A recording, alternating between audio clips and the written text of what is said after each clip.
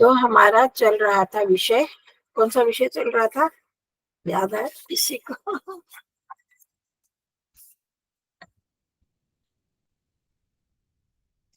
कौन सा विषय चल रहा था?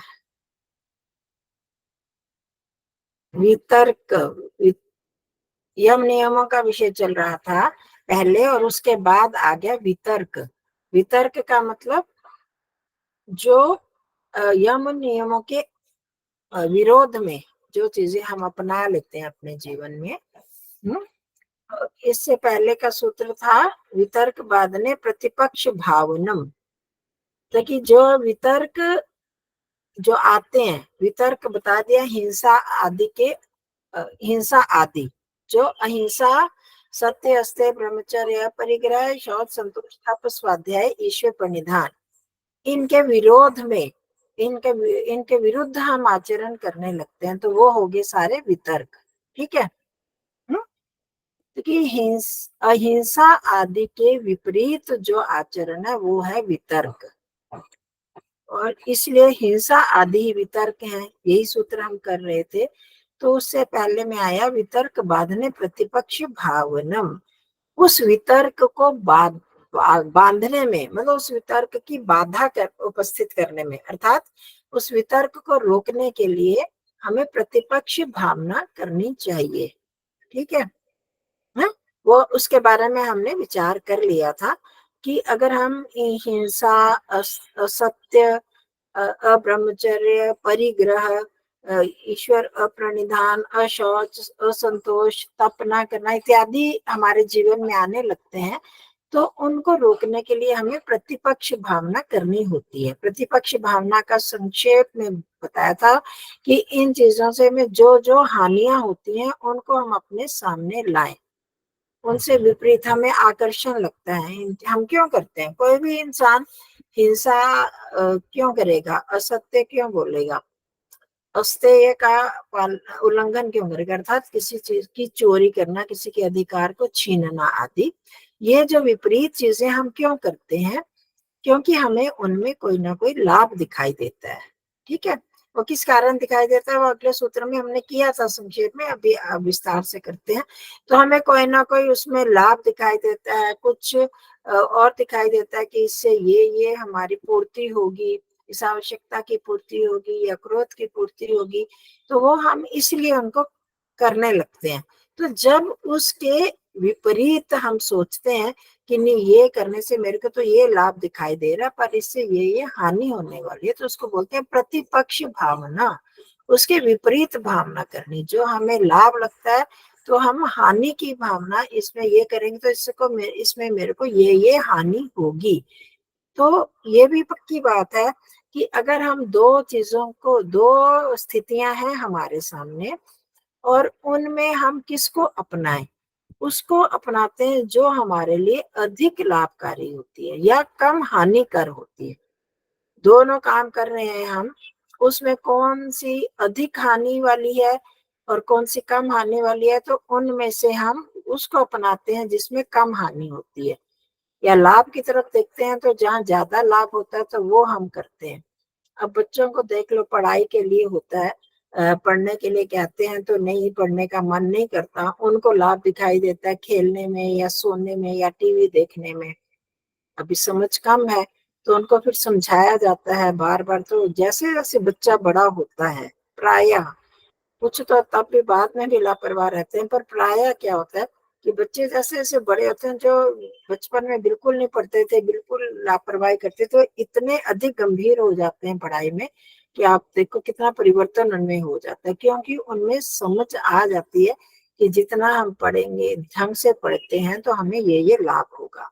इसी तरह हमारे जीवनों में भी यही हो रहा है कि अगर हम कोई गलत आचरण पहले तक कर रहे थे, तो वो गलत आचरण में हमें लाभ दिखाई दे रहा था। गलत आचरण मतलब संसार के आकर्षणों में, संसार के विषयों में, हर तरह का जो इंद्रियों के हमें दिखाई देते हैं, आंखों से, कान से, नाक से, जीवा रसना से, त्वचा से, हमें जो जो चीजों में अधिक लाभ दिखाई देता है कि क्या क्या स्वाद को पीछे पड़े रहते हैं, ये नहीं खाना, वो नहीं खाना, कि जीवन जी रहे हैं तो जीवन ढंग से ना जिए क्या, तो हमें उनमें अधिक लाभ दिखाई देता है, तो हम उनको अपनाने लगते हैं।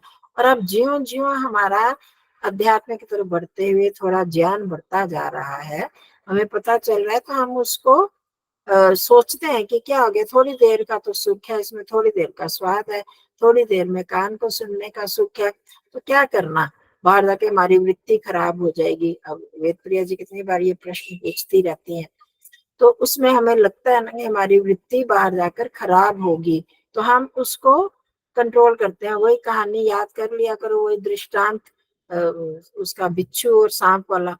मतलब हमें शुरू में, जब हम बाद में इस तरफ आ जाते हैं, तो हमें कोई भी उसमें परेशानी नहीं होती।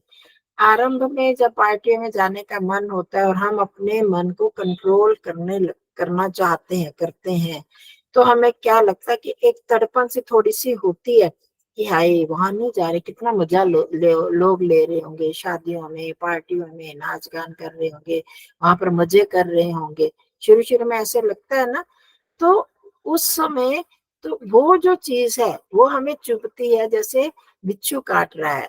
परंतु जब हम वास्तव में सोचते हैं, तो वो ज्यादा नुकसान है, वो हमारे संस्कार ऐसे बन जाएंगे कि हमें इस अध्यात्म के रास्ते से पीछे हटाएंगे। तो इस चीज के लिए हमें अपने आप को समझाना पड़ता है ना शुरू शुरू में। वो जो समझाना है वो उसको कहते हैं प्रतिपक्ष भावना। समझ आ गई होगी अब। तो वो जब हम बार बार करते हैं कि इससे ये हानि होने वाली है, हमारे इन चीजों में पाप नहीं होता कि हमने ये चीज भल्ले पापड़ियां ये खाते रह रही हैं, ये इस चीज का स्वाद है तो आज ये स्वाद बनाकर खाया, आज वो स्वाद बनाकर खाया, इसमें कोई पाप थोड़ी होता है कोई। परंतु होता क्या कि हमारे वो संस्कार पक्के होते जाते हैं, इन जीवा के विषय के संस्कार, स्वाद के संस्कार। तो हमारी जो एक लालायित सी रहती है कि आज ये बना के खा लें। आप देखो कुछ लोगों को रहता है ना रोज कुछ नया नया बना के खाना, ये करना वो करना, तो उसमें क्या वृत्ति हमारी उस तरफ चली जाती है, और इधर हमने वृत्तियों को रोकना होता है। तो जब ज्यादा ज्यादा हम इस तरफ लगते हैं, तो हमारी वृत्ति जैसे जैसे जाएगी वैसे संस्कार बनेंगे, फिर वृत्ति बनेगी। वो हमारे लिए बहुत ही हानिकर चीज है, हमारे अध्यात्म के मार्ग के लिए वो हमें संसार में फंसाने वाली चीजें हैं। तो जब हम ये बार बार सोचते हैं, तो इसी को कहते हैं प्रतिपक्ष भावना। मैं तो कहाँ से निकला था, संसार से निकली हूँ कि यहाँ पर आए, धर्म के रास्ते में अध्यात्म में आगे बढ़ूं, और फिर मैं इस तरफ फिर फंस रही हूँ। तो ये मेरा अध्यात्म का रास्ता पीछा चला जाएगा, फिर मेरे और संस्कार दृढ़ होंगे। तो जब हम ये हमारे लिए बहुत बड़ी हानि होती है। पहले भी मैंने कितनी बार इस बात को लिया कि हम अपने कर्मों को सुधारने के बदले हमें अपने संस्कारों को सुधारना है, कि हमें गलत संस्कार ना पड़े, और इससे भी आगे बढ़कर के संस्कार ही ना पड़े, हम संस्कारों को क्षीण करना। जब आपको अगर पता है, तो मुक्ति तब होती है जब हमारे संस्कारों का क्षय हो जाता है। संस्कार ना अच्छे रहे ना बुरे रहे, मतलब क्या कि हमारी उस तरफ प्रवृत्ति ना बने। अच्छे संस्कार होते हैं तो हमारी प्रवृत्ति बनती है कि हम ये करें, समाज का काम करें कि हमें खूब यश प्राप्त हो, समाज के, फिर लोग ज्यादा बुलाएंगे, फिर हमें धन की भी प्राप्ति होगी, लोग हमारी पूजा करेंगे, तो यश धन, फिर ये हमें पद मिलेगा, कोई हमें उस संस्था का प्रधान बना देगा, कोई मंत्री बना देगा। तो ये तीन चीजें मुख्य रहती है ना हमारे सामने, तो वो आकर्षण रहते हैं। तो अच्छे कामों में भी पद प्रतिष्ठा धन, तो ये जो चीजें ये हमें क्या करेंगी, हमें कहाँ फंसाएंगी, संसार में तो लाएंगी ना। पद मिलना है वो भी संसार में आके मिलना, जन्म तो लेना पड़ेगा ना उनके लिए। प्रतिष्ठा हमें मान सम्मान है तो उसके लिए भी संसार में जन्म लेना पड़ेगा, और धन ऐश्वर्य चाहिए तो वो भी संसार में हमें आना ही पड़ेगा। और हम ये सब क्या कर रहे हैं, संसार से छूटने के लिए कर रहे हैं ना, जन्म मरण के बंधन से छूटने के लिए कर रहे हैं। तो अगर जब हम बार बार इन चीजों को करते हैं कि हमें जन्म मरण के बंधन से छूटना है, तो यही इसी को तो निष्काम कहते हैं, कि वो कर्म करते हुए कि हमारी इच्छा एकमात्र क्या रहे, परमात्मा की प्राप्ति, ईश्वर की तरफ हमारी लगन बन जाए, जिससे कि हमें संसार के प्रति आकर्षण ना रहे, संसार की इच्छा ना रहे। अगर संसार की इच्छा नहीं रहेगी तो हम कहाँ पर जाएंगे, फिर ईश्वर की तरफ जाएंगे। तो फिर हमें जन्म मरण से हमें छुटकारा मिलेगा। तो जो चीज हमें उसमें बाधा पहुंचा रही है तो वो हमारे लिए नुकसान हानिकारक है ना। जब हम इस चीज को गंभीरता से सोचते हैं तो फिर हम हटते हैं संसार से। तो यही प्रतिपक्षी भावना है। हो गया, अब तो पूरा स्पष्ट हो गया होगा। तो उसी चीज को आगे इस सूत्र में पिछली बार हमने शुरू किया था ये सूत्र, और लगभग कर भी लिया था पर संक्षेप में गया था। तो उसी सूत्र में बताया गया कि प्रतिपक्ष भावना क्या है।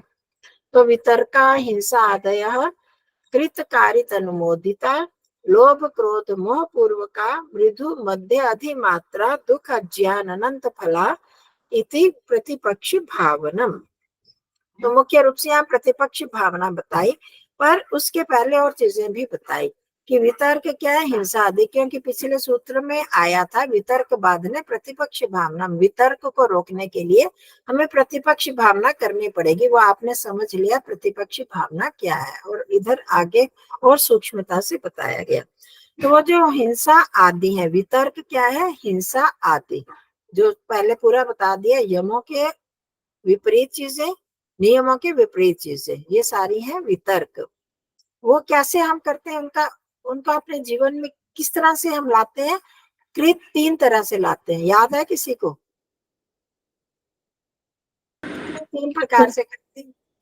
हाँ जी, कृतकारित और अनुमोदित। हाँ जी, समझ में आ गया। कृत अपने आप करते हैं, या इन चीजों को हम अपने आप करते हैं। कारित किसी दूसरे से करवाते हैं। आप को जो उदाहरण दिया था वो तो बड़ा प्रसिद्ध उदाहरण है। सुपारी दी किसी को, कोई अपने आप नहीं मारता, दूसरे को देते हैं कि उसको मरवा दो, तो पैसा दे के मरवाते करवाते हैं किसी से।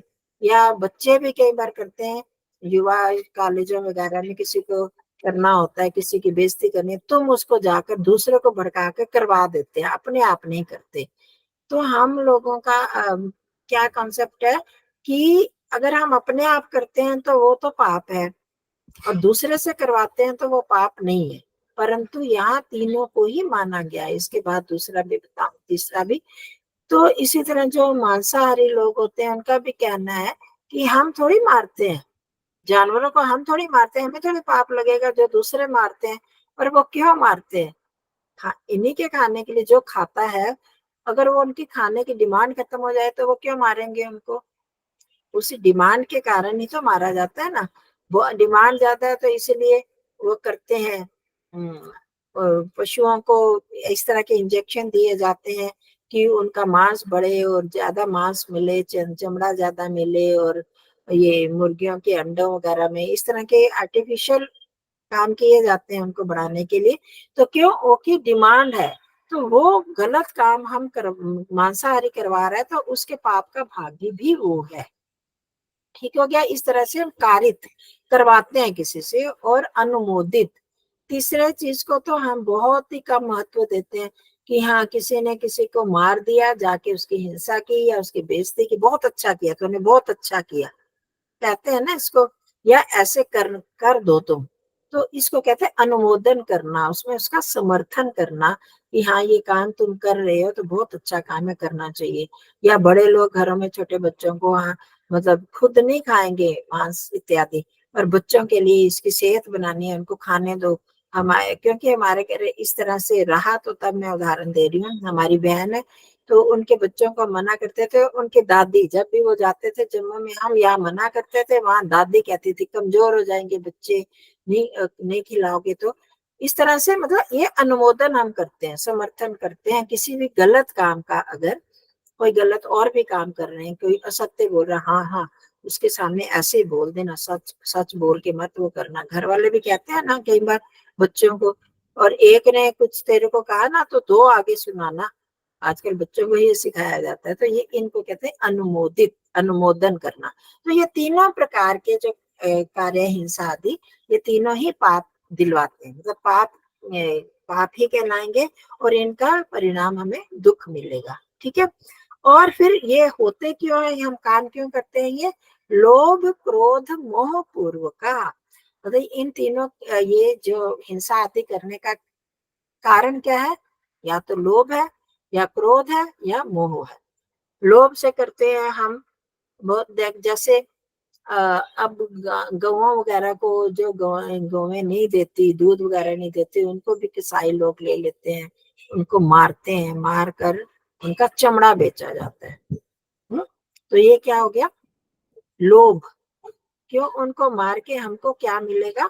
उनका चमड़ा मिलेगा। वो चमड़ा बहुत महंगा बिकता है, उससे बहुत सारी चीजें बनती हैं, चप्पलें बनती हैं, बैग बनते हैं, इस तरह की चीजें बनती हैं। तो ये जो हिंसा कैसी हो गई? लोभ पूर्वक हो गई। इसी तरह से और काम भी किए जाते हैं। इसको मरवाओगे तो ये मिलेगा, इससे झूठ बोलोगे तो तुम्हें ये मिलेगा। बहुत चीजें हम लोभ से करते हैं। तो इस प्रसंग में मैं ये भी कहना चाहूंगी कि हम लोगों को जो भी हम वस्तुओं का प्रयोग करते हैं, ये चमड़े की चीजों से हमें बचना चाहिए।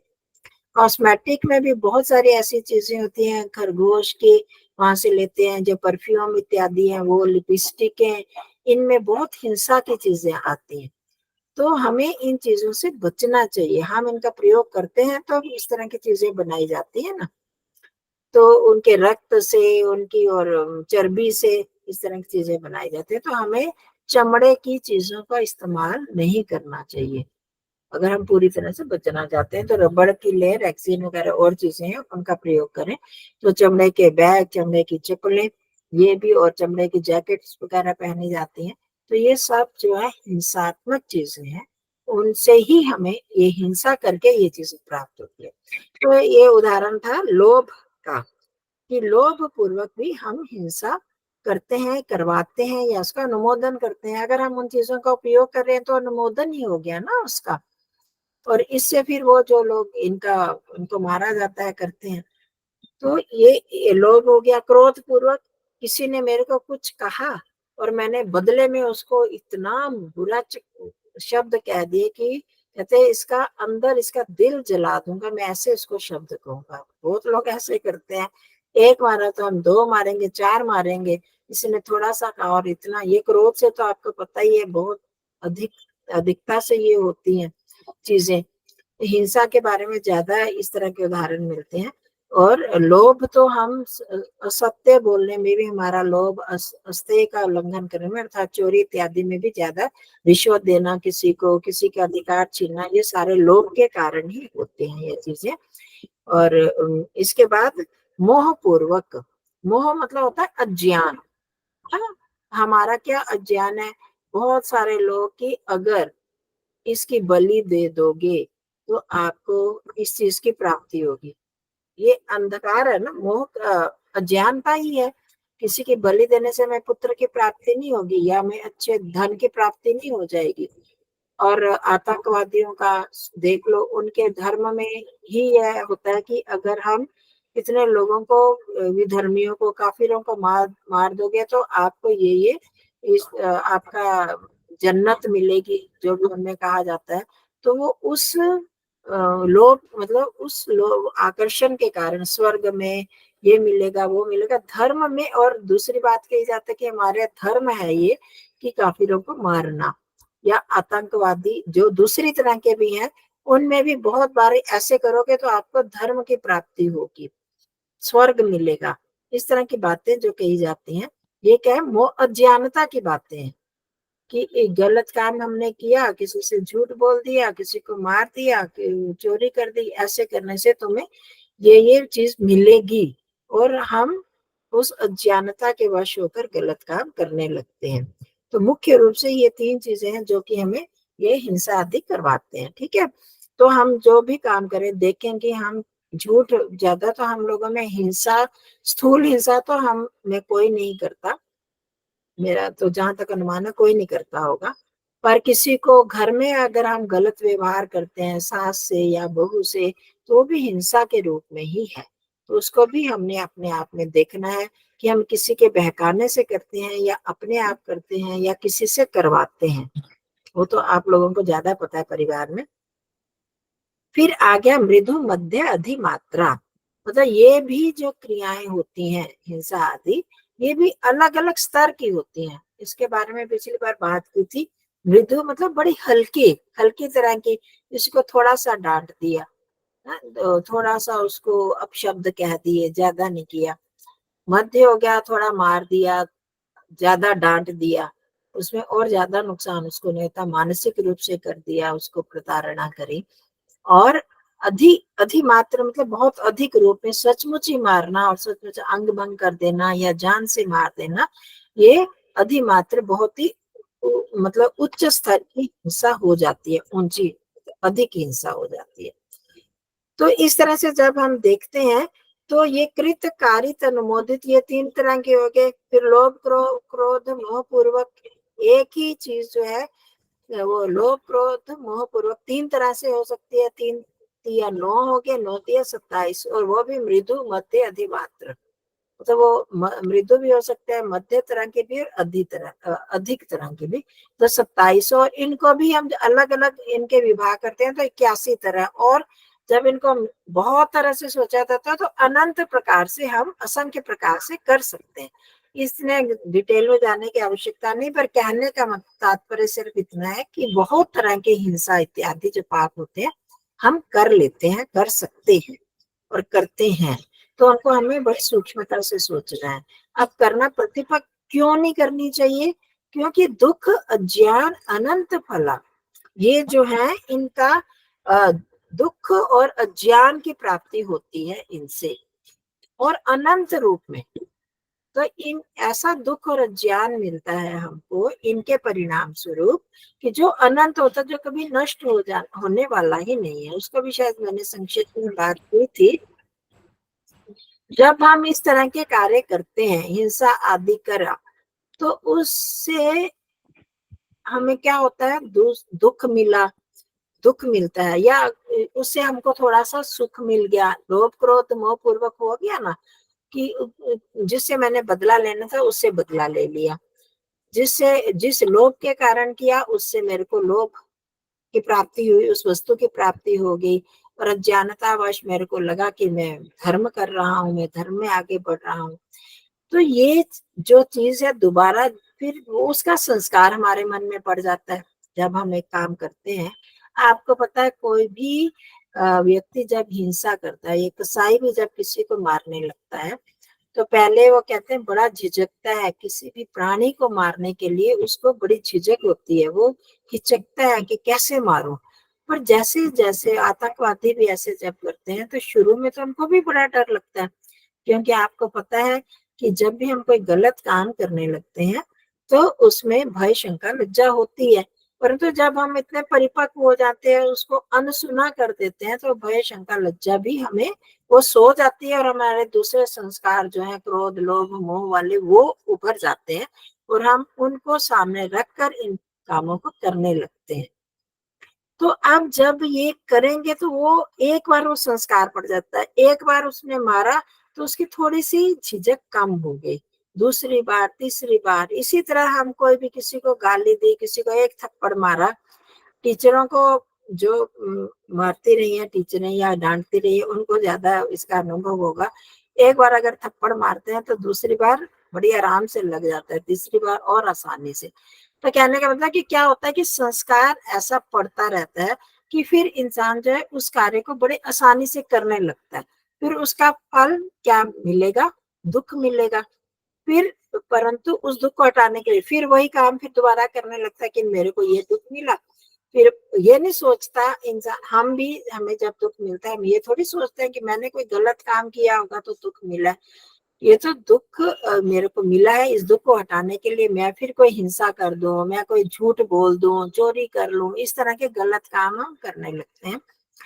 तो वो उससे वो संस्कार परिपक्व होते होते और उनका परिणाम तो दुख मिलना ही है। और वो फिर जो दुख होता है और अज्ञान, ये अज्ञानता के संस्कार, ये इतने पक्के होते जाते हैं कि ये हमें दोबारा से उसी में डुबोते चले जाते हैं। बहुत लोग कहते हैं ना कि हम क्या करें, संस्कारी हमारे संस्कार ऐसे हैं कि हटाना चाहते हैं फिर नहीं हटते, हटाना चाहते हैं फिर नहीं हटते।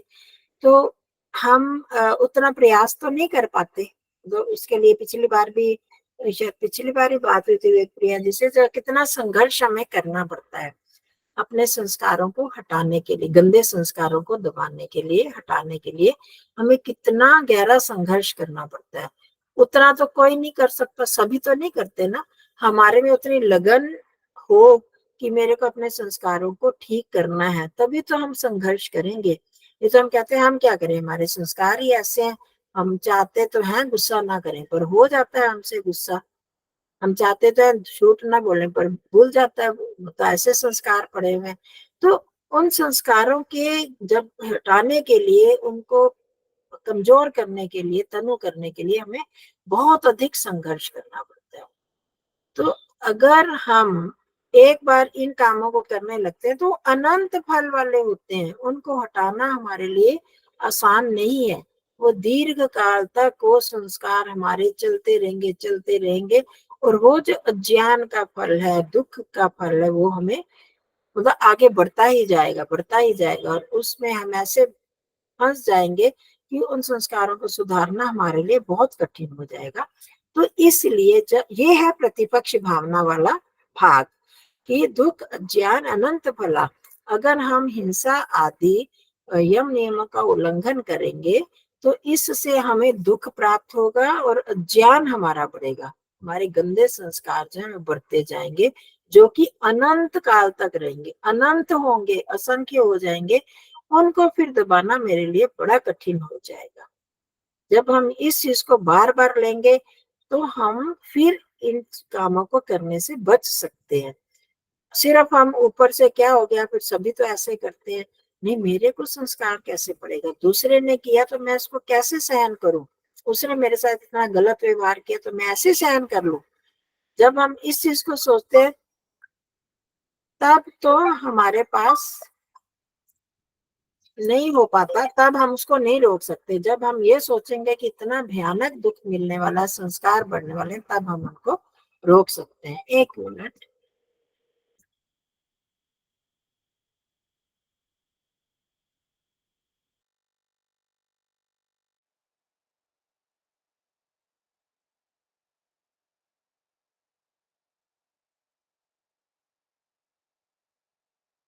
जरा 1 मिनट रुको, मैं बाहर जाके।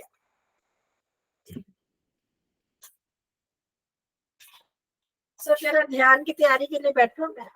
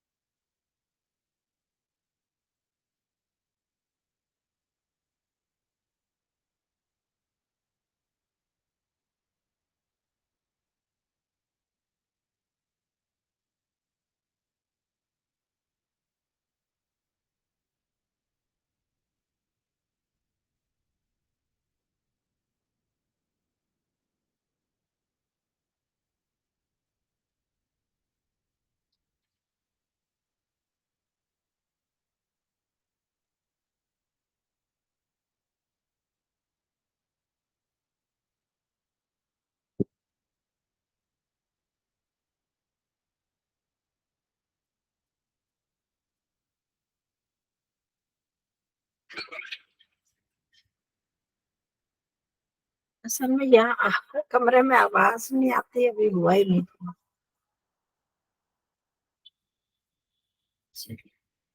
ठीक है, ध्यान के लिए तैयार होते हैं।